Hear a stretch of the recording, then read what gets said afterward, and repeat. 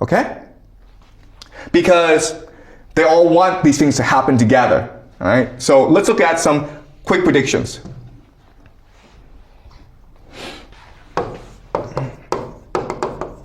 Okay? First prediction, of course, is that the US will use ground troops. Because using ground troops will create a national draft.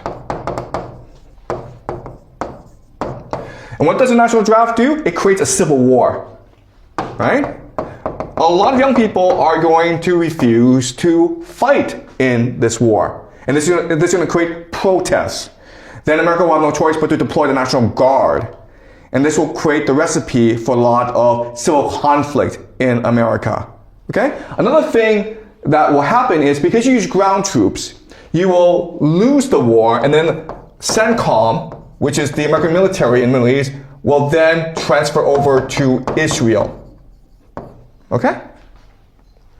What's happening in this war is that the economies of the GCC are being destroyed. And that's part of the plan. Okay? Because for Israel to achieve the Greater Israel Project, it needs to absorb the GCC and parts of Turkey and parts of Egypt. Okay? So another way of saying this is that the GCC is basically finished. The intention is to collapse their economies and make them irrelevant.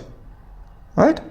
The third thing we can expect is that Turkey will enter this war, and Saudi Arabia actually will enter the war. Because you want to use this war to weaken opposition to these eschatologies as much as possible. Okay? So Turkey and Saudi Arabia will enter this war, and they will suffer tremendously because of their participation. All right. Again, the Al-Aqsa Mosque will be destroyed. Okay? And then you have the rise of Persia. Okay? The rise of Persia. Why is this important? Because you need the Islamic world to unite against Israel for the end of days.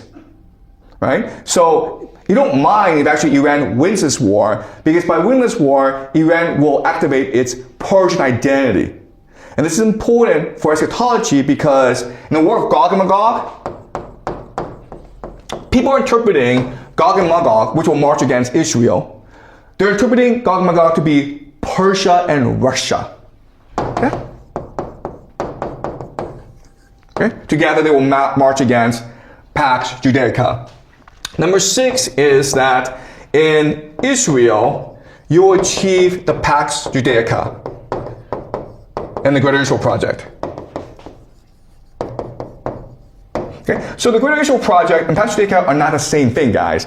Greater Israel is just basically the territory that the Israelis believed that God had promised their ancestor Abraham. Pax Judaica is a one world government, okay, based on AI surveillance and the mark of the beast. So what will happen is that Israel will use this war to expand its territory, and then what will happen is that capital, technology, will then start to flow to Israel in order to create the Pax Judaica. So think of companies like NVIDIA, Oracle, Microsoft, Google. Well, they'll probably transfer themselves to Israel because that is where the power will rest. Okay? So Pax Judaica. Then you will have Russia winning the war in Ukraine. Okay? And then return Greeks to Constantinople. Basically, another way of saying this is it is possible that the Greeks go to war against Turkey, and then Russia supports the Greeks and return the Greeks to Istanbul. Okay? But then you're like, wait a minute. Turkey is a NATO member.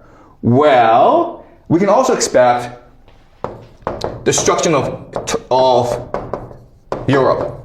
Okay? The end of NATO, basically. So, this war in Ukraine, it's not just about Russia protecting its borders. This war in Ukraine is also meant to achieve Orthodox eschatology, to destroy Europe, to destroy NATO. so that Russia can achieve the third Rome prophecy. That means the destruction of Europe. So I will discuss the Russian-Ukraine war later on as we go along, okay? But what I'm trying to show you is that just by, okay, analyzing the most extreme eschatologies of different religious traditions, you can then, from this analysis, pick out points in which they agree. Okay? And at these points, you can figure out then how they will affect current geopolitics to make certain predictions about how the war will progress, about how the world will transform itself in the next 2 to 4 years. Okay? So this is called the law of eschatological convergence. It gives us tremendous insight into why things are turning out the way they are. Okay? Because again, I keep on saying this, but purely from a geopolitical perspective, purely from a realpolitik perspective, this war in Iran makes no sense. But if you look at it from an eschatological perspective, then it makes perfect sense. Okay? Any questions? Yes.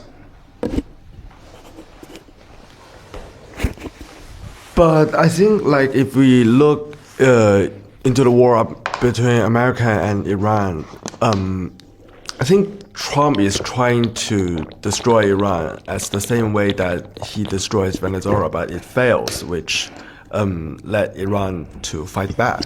So I think this could also explain in a political way, but not religious. Okay. All right. That's a great point in that, listen, there's an explanation, which is that Trump is just stupid. He's arrogant. They had too much success in Venezuela. They go into Iran, and they think it's the same thing. And now they're losing, okay? And because they're losing, they are just panicking, okay? Okay, that's true. And if this explanation is true, then what will happen, what we can expect to happen is that Trump declares victory and goes home. Okay? That's what we can expect. And if the US does go home, then you're right. Okay? So we can expect, but sorry, the question then is what happens next few months? All right. What you need to understand is this. War is not simple. Once you start a war, you can't end the war. All right? So let me explain really quickly why, okay? So you have Iran, and the main advantage that Iran has over the United States is the GCC cannot defend itself, okay? Because it's just a desert. And Iran, it's a mountain fortress, so it can shoot rockets, it can shoot drones at the GCC, and the GCC can't defend itself, okay? Before they thought these US bases could defend against Iran, but now you recognize these US bases can't defend themselves either, okay?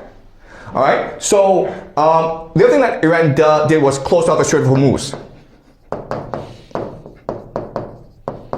Okay, they closed out the Strait of Hormuz. And this is important because the GCC then exports oil to Asia and gets back food, okay? So the GCC basically requires the Strait of Hormuz in order just to survive, okay? Now, let's just say that US, Donald Trump's like, you know what, screw this. This is a stupid war. The Middle East is stupid. We're gonna go home, okay? What happens now? What happens is that Iran says to GCC, hey man, you attacked us. You destroyed our infrastructure.